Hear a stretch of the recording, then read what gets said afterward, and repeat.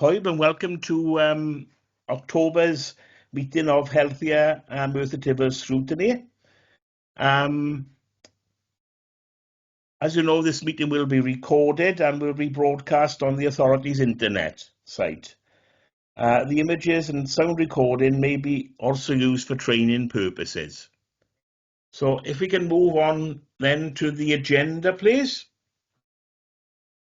And item number 1 is apologies for absence. We've had apologies from Councillor Julia Jenkins. Okay. Item 2, declarations of interest. Councillor Maynard-Vaux? Yeah, And then thank you, Chair. So it's in relation to item 6. I think it's on pages 71 and page 78 and 81. It mentions snakes and ladders, which is run by Safer Merthyr Tydfil. As previously mentioned, I work for Safer Merthyr Tydfil. Clarification has been sought several times from our previous monitoring officer and our current one, and also via the chair of the Standards Committee. So due to my position of employment I hold, I have a personal interest. However, I am able to speak and vote and do not have a prejudicial interest. Thank you, Chair. okay, thank you, Councillor Maynard-Vaux. Councillor Claire Jones? Thank you. I believe, because I haven't got anything in front of me due to my laptop being down and not being able to go to mod.gov, I believe it's agenda item 3. I think it's item 5. Is it about Item the 5, complaint, thank you, Gareth. Thank you, Gareth, for complaints clarifying. and compliments? I think. Claire, is Yeah, that's right? agenda item, yes, thank you. Agenda item 5, I'd like to declare an interest in that, as potentially I have been assisting with one of the complaints, so thank you. Yeah, okay, thank you very much. So if we can move on then to item number 3, which is the minutes of the previous meeting. And if someone would move and second for accuracy, please. I move, Chair. Thank you, And Councillor Hughes. I'll second, Chair. And thank you, Councillor Jones. Obviously, we don't have to take a vote on this, but I think we're all in agreement. Councillor Thomas?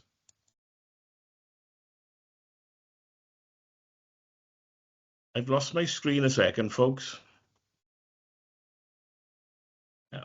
Okay, so if we could move on then to item number 4, which are action logs. It's an action log from the meeting of the 1st of July, which was our last meeting. It doesn't seem that long ago, but it is quite a while ago, isn't it?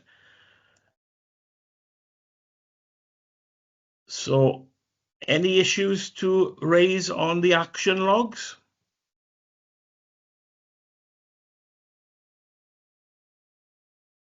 No, Chair. No. Okay, there's no hands up, I think, then, so we'll move on to item number 5, which is the annual report of social services complaints, representations and compliments 2024 to 25.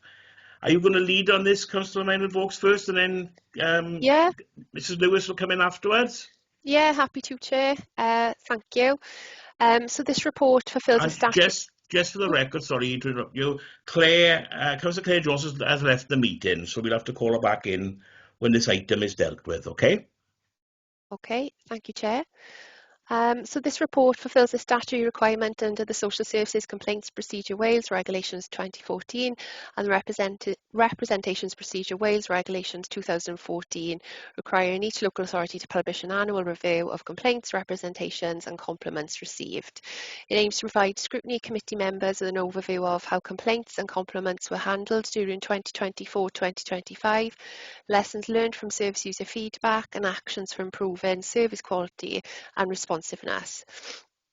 While the number of complaints rose slightly in 24-25, the Council continues to resolve nearly all issues at the earlier stage, showing responsiveness and a commitment to learning. Communication remains an area for improvement, but the overall complaint system is compliant, transparent and embedded within the Council's wellbeing and improvement framework. So going to the recommendations, the recommendation in 2.1 is scrutiny to explore the findings of the annual report, social services complaints, representations and complements 24-25 and where appropriate of suggestions to strengthen future reports. Thank you, Chair. Okay. Thank you, Councillor Maynard-Vokes. Mrs. Gaynor-Lewis, have you got anything to add to what Councillor Maynard-Vokes has said, please? Hi. No, nothing. That was a good recap of basically of what the annual report is. I'm not going to go through the report in detail. As stated, there was a slight increase in complaints, but a decrease in the amount of stage 2s that were escalated to. I think that's on the basis of the extensive work that's done at stage 1 and the full cooperation of the managers with meetings, which results then in a limited amount of complaints escalating to an independent investigator. Okay, thank you. Any questions, please, from members? Councillor Ian Thomas? Thank you, Chair. On page 15 of the report, item 6.7,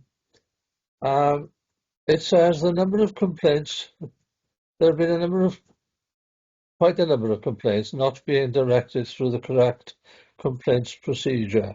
Having identified that, could you enlarge upon it at all? And has the situation been resolved with clear rules and been properly advised to people who are going to use the system? Yeah.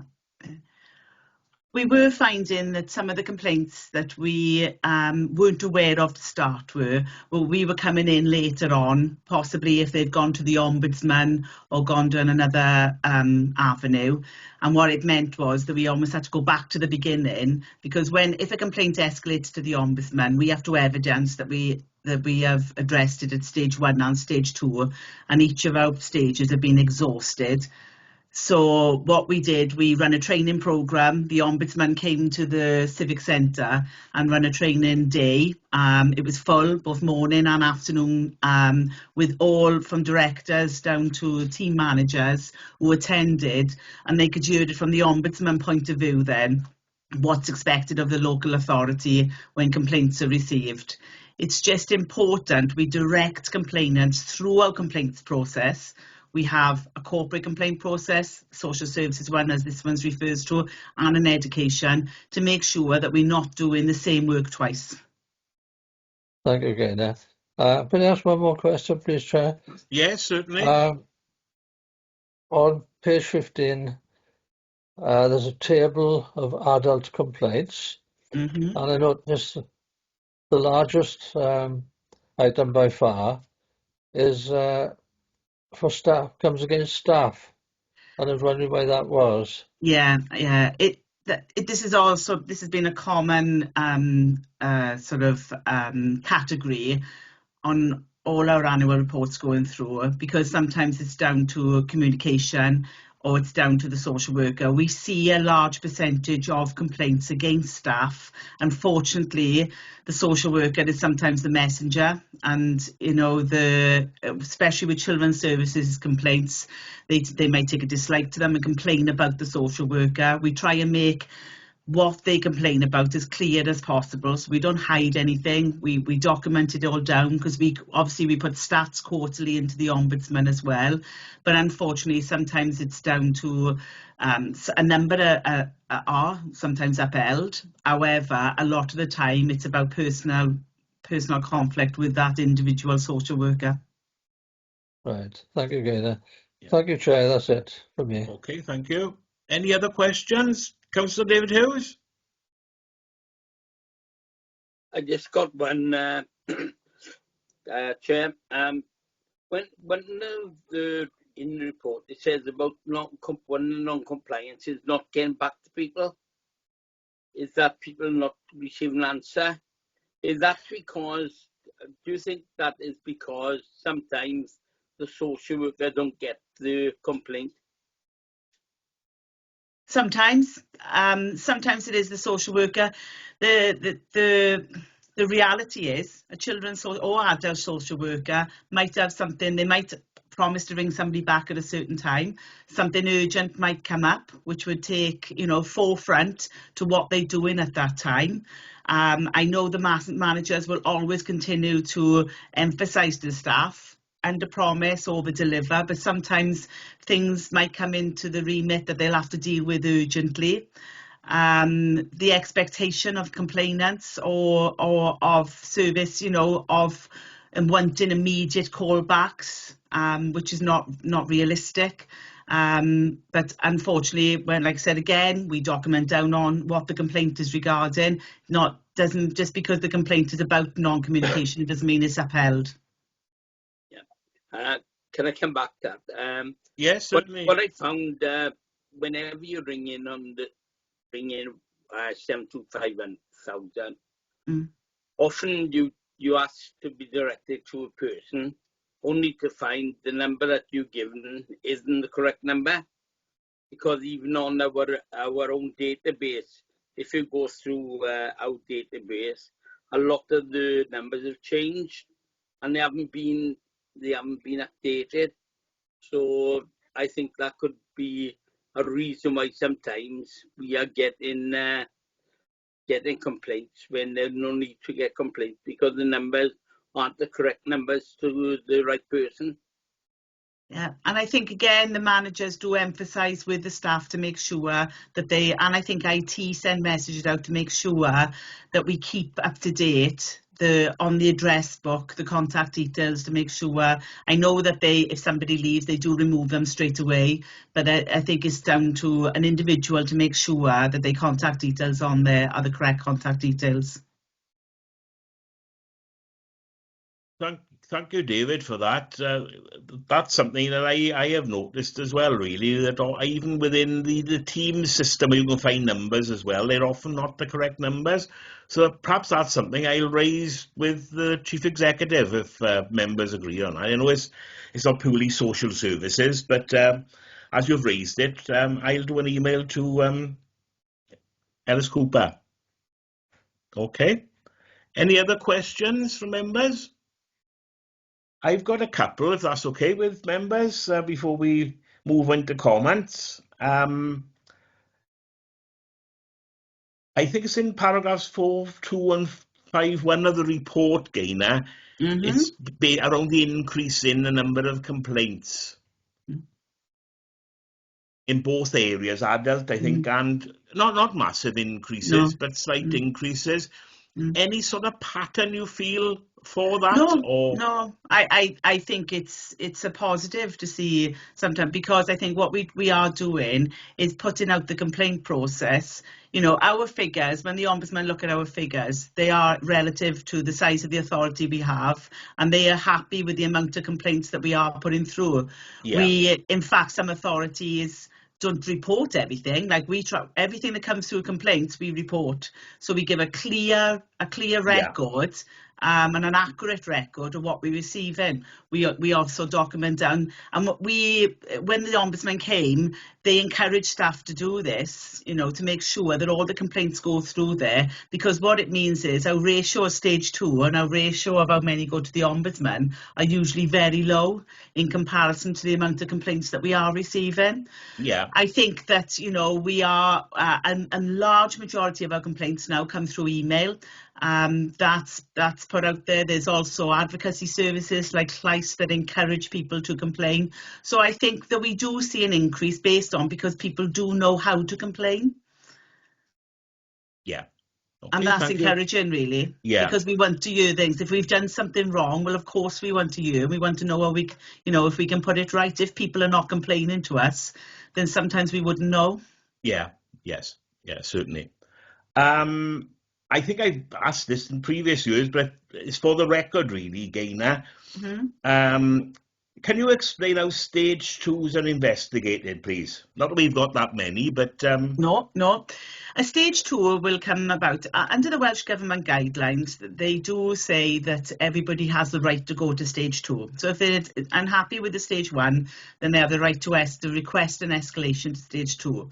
However, as part of those guidance as well, it does say that both the complainant and the complaint officer has to be satisfied with what's being escalated.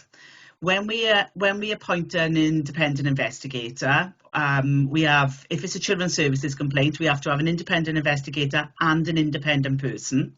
If it's an adult services complaint, it's an independent investigator. We have a pool of investigators that we appoint then to look at it.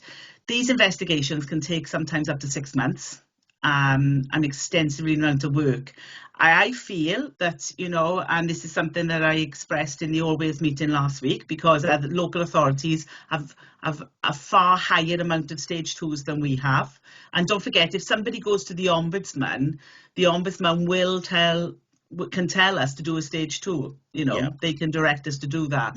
But I feel that we have a low percentage, and touch wood, this will continue in the next year, because the amount of work that we put into stage 1, and that's not just the complaints department, that's the managers of the services that they're being complained at as well. I have no manager that is not prepared to meet with a complainant, whether it's half hour or 2 hours, to sit down. And as you can see, a lot of the time, that's enough to resolve the issues that they have. Sometimes it might mean they haven't got the information they need, or they might be, they might not be happy with how a social worker have spoken to them.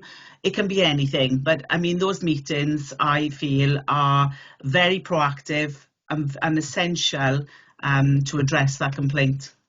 Yeah. Okay, thank you, Gaynor. I just wanted to bring that in. So obviously the public can view this to understand what the stage 2 was really. My other question was Councillor Ian Thomas has raised it regarding the staffing, complaints about staffing issues. On page 16 of the report, that's not a report, the not the officer's report, but on the report that you've prepared, I think you state that there's been a significant increase in both verbal and written abuse. Unfortunately, that is true. We are finding, not just with social services, but this is with corporate as well, that we are, not just myself, but those who are working with any members of the public, we are seeing an increase on the abuse that they are receiving. It is fortunate that we have a very supportive management and legal who support us on this, and we do take, as the Ombudsman have guided us before, a zero tolerance to any verbal abuse or threats or aggression.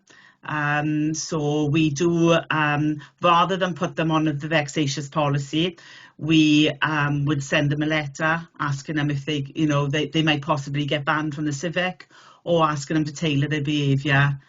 Or it might result in that we'll have to manage their communication, which means they might have to put them on written communication only. It's not something we take lightly. We have a meeting for every one of those that we take a decision on, and then the letter goes out from the legal department. Thank you, Gaynor. And it's significant, really, that Council unanimously agreed last week a new policy in relation to this to some extent, really, didn't they? Yes. Okay, that's all the questions I have. So it's over to members with any comments. Gar, I did put my hand up. Oh, sorry, my apologies, I missed your hand, David. Yeah, it's fine. We were talking about complaints. Basically, I want to know, what measures does staff have if they have seen an incident that they believe could lead to a complaint, or bringing it to the attention of management? Within the NHS, it's known as DATEX. I don't know if you're aware of that. They highlight an incident and they put it on the computer, and it's highlighted that it could lead to an incident which is affecting the customer, the patient, or what have you, but it's come from within the organisation. Have we got anything such as that? I'm not aware of this. I'm not sure if one of the managers can respond to that, but I'm not aware of this. No, it actually stops problems cropping up before they actually do, if you understand what I'm saying. The staff actually report this incident. It goes to management. Management have a look at it and they say, oh yes, we can see what you're saying.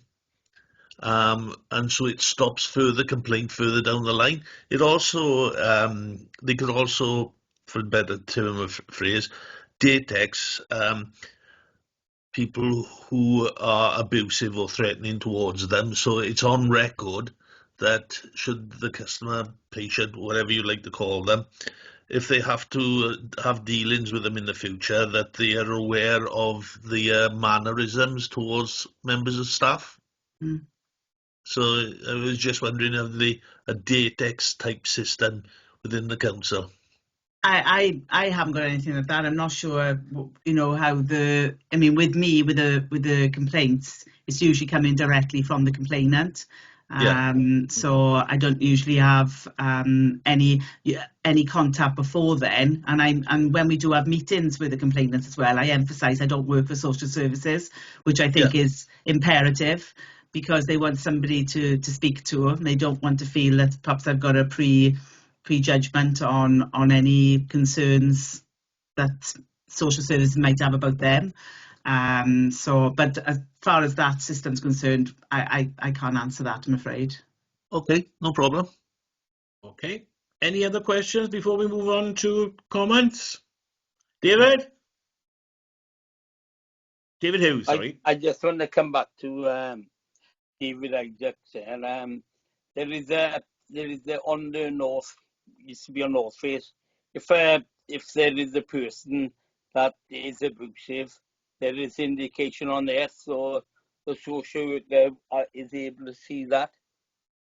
So, I mean, anybody that we have issues with, or we banned for any reason, we do send that to Health and Safety Officer Alan Dinham. So he has a register there of anybody that we've banned. Yeah, that's shared obviously with the contact centre as well. And with anybody who would likely to be in contact with them. Thank you for that. It's just professionalism when you police yourself as well. Okay, move on to comments then. I think we're on comments. Any comments, members?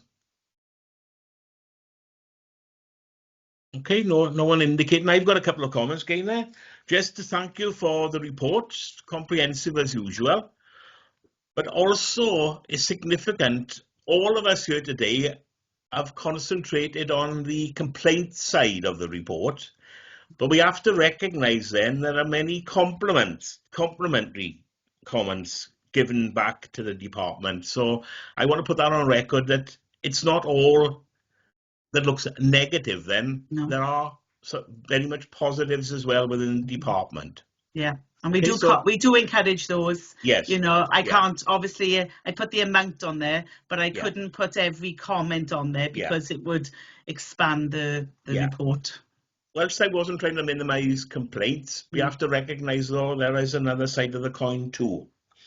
Okay, so if members agree, we have to now consider whether the report, did we as a committee address the recommendations in the report? And did we scrutinise and add value in our debate here today? I think there's nods coming from everyone. Okay. We can move. Gaynor, I think you can leave now if you'd like. Thank you very much. Before we move on to the next item, we better call Councillor Claire Johnson. I don't know if Claire? I'll send a note. Okay, we'll hold on a second for Claire to return.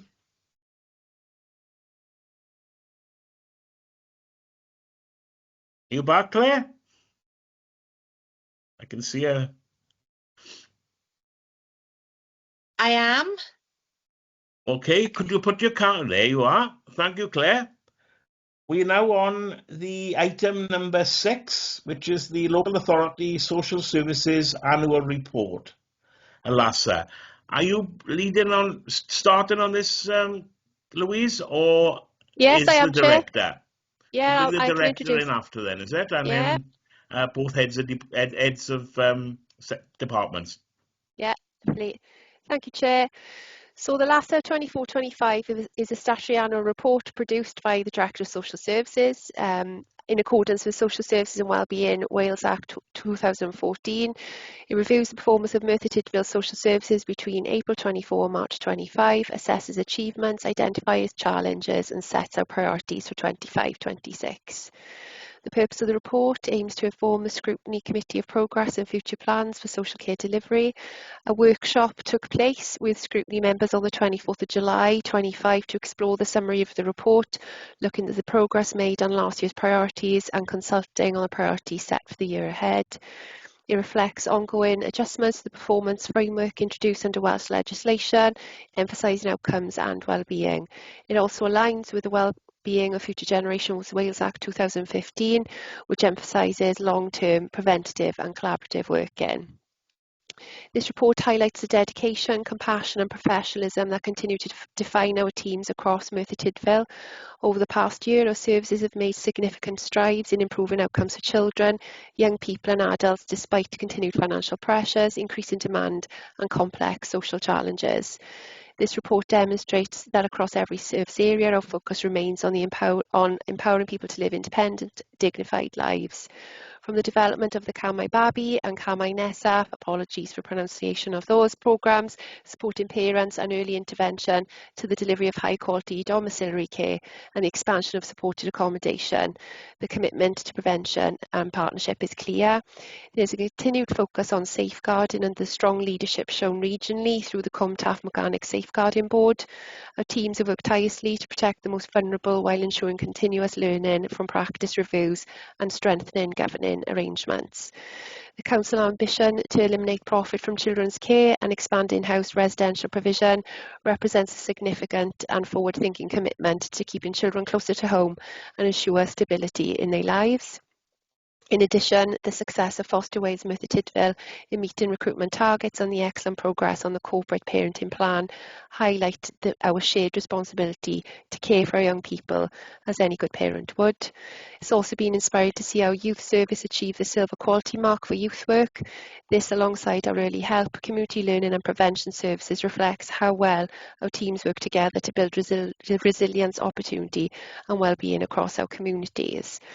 So the recommendation set out in section 2.1 is for Scrutiny Committee members to note and debate the contents of the annual report for 24-25. Thank you, Chair. Thank you very much. Would the Director like to come in now, please?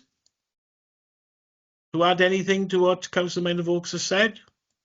No, I think Louise gave a comprehensive response. The only thing I would say is obviously be mindful this is the first time the report has come to scrutiny in this format, so it's changed from what used to be called the ACRF is now the LASA, the Local Authority Social Services report. So yeah, just be mindful of that really. So this, I don't think it's going to change going forward, but obviously this is a pilot, so we will obviously take the feedback and feedback to Welsh Government once we've completed the whole process. Thank you, Lisa. Claire, just a reminder, your camera is off. There you are. Oh, she's at Gyfarth Park now. Yeah, I just transferred to my laptop has just come on, so I've just transferred to my laptop so I can see the report. Sorry, Chair. No problem at all. Yeah, thank you, Lisa, for that. Obviously, any questions, please? Councillor Ian Thomas? Thank you, Chair.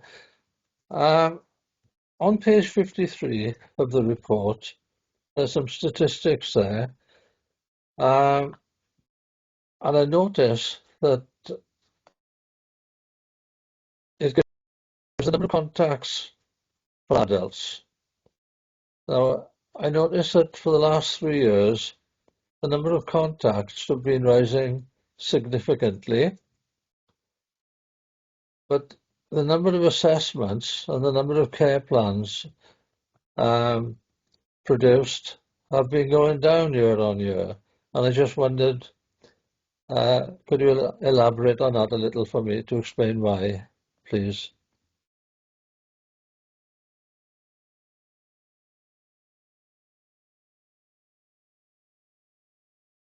Alex, you happy to pick that one up? Yes, thank you. Thank you, Councillor Thomas. Yeah, you are right. Our contacts have increased, but I think this shows our dedication to early intervention and prevention, and signposting people to our third sector and other avenues that can meet people's wellbeing outcomes rather than coming into formal statutory services. So you will see that there is an increase in the contacts, but where we're sharing that information is around information and advice, so people aren't formally coming into our services and not requiring an assessment or a care and support plan, which is what our intention is so that we're focusing on strengths-based practice and we're focusing on people meeting their own wellbeing outcomes. So it shows the strength of our duty service and our information and advice service. So it's a direction that we want to continue going in. However, that said, obviously the individuals that are coming in to our services that require a care and support plan tend to be those of a much more complex nature. So we do monitor this, Councillor Thomas, and we report on contacts coming in, etc. But for us, this is something that the shift in our direction is really pleasing to see, because actually it shows that people aren't coming into statutory services, that we're supporting people at the front end and redirecting them to our third sector, our community resources. Yeah, that's fine. Thank you, Alexandra. Thank you, Chair. That's it. Okay. Any further questions, please? Any hands up? Have we lost? Oh no, Councillor Hughes is there, but we lost him then. Any further questions? Councillor Claire Jones. Apologies, I seem to be having some technical issues on top, so I do apologise. Hopefully on the report is page 55, so it's the workforce. So it says that you had 9 vacancies across the services as of 31st of the 1st, 2025. Have all these been filled, please?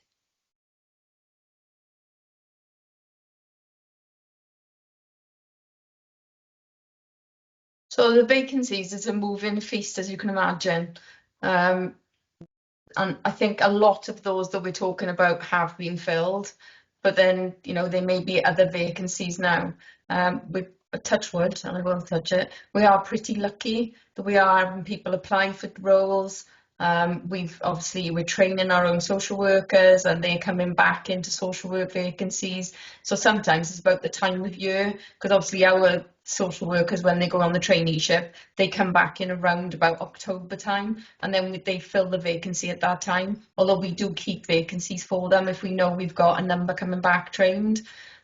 So I think most of those that were in around that time have been filled. We may have 1 or 2 new vacancies since then, but we are in a pretty positive position at the moment. We have had some people move on for personal reasons, and those jobs are going out to advert, and we've got some new vacancies because of funding that we've had through grant to help us boost the front door. So you'll see those going out to advert in the near future as well. Last thing, do we keep a record of how much agency we actually use for children's and adult services? Yes. So is that pardon my ignorance on this, but are those figures part of the report as well? Somewhere? So for example, if we had 2 vacancies in children's services and they were being covered by agency, we would still report them as a vacancy, because obviously that is, you know, a vacancy. I mean, there's somewhere else we'd report that we are using 2 agency workers because we have 2 vacancies, if that makes sense. Yeah. No, that's fine, Lisa. Thank you ever so much for that. Thank you, Chair. Okay, thank you. Any further questions? No hands up. Is a lead up from what Claire is asking about workforce, Lisa? I was going to ask. It shows there's been a slight reduction in number of staff, but there are 9 vacancies, isn't it? I got that correct, I think. I've lost my place on my page, but I'm going from memory. How many vacancies were there last year at that point, if you've got it available? That's why I wanted to make a comparison. Without looking up the report, I couldn't tell you that. I'd have to come back to you. It's usually what it was, I can't remember the figures. There's a slight drop last year's March to this year's March. But there are 9 vacancies, you say, this year. But it's wondering what the number of vacancies were last year, just I of a can't comparison, remember. I really, mean, it was. would involve everything from residential. I think we're probably in a better position this year because we've recruited to a lot of vacancies. Yeah. But I'd have to come back to you because I'd have to look up the old report. Yeah, okay. And my other question then was around on page 9 of the report, social care services. I don't know if you got it up there, Lisa or Alex. Is it page 57 of the pack, or is it on page 9 of the Page report? 9 of the go to 9. It is financial resources is the heading. Right, yeah, I got it. Yeah. Why is there a big dip in 23-24 on social care services?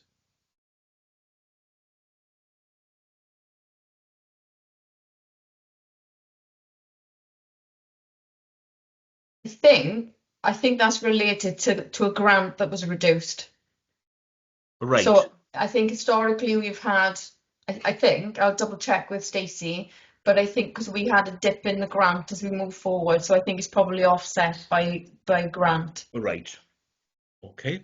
So because I think moving forward, we've been told that the grant's going to be paid at the sort of level that is, but I think that's something to do with the grant that we've had through. Yeah. Okay. But it looks out to sync that year does with the rest of the years, doesn't it, really? That's what I was getting at. Okay, I've got no further questions. Any comments from members, please?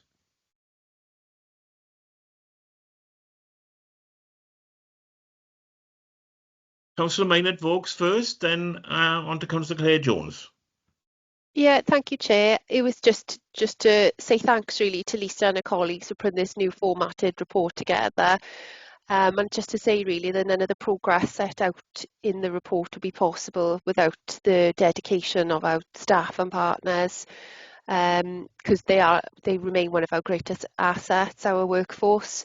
They all go above and beyond, working with compassion every day to improve lives in Merthyr.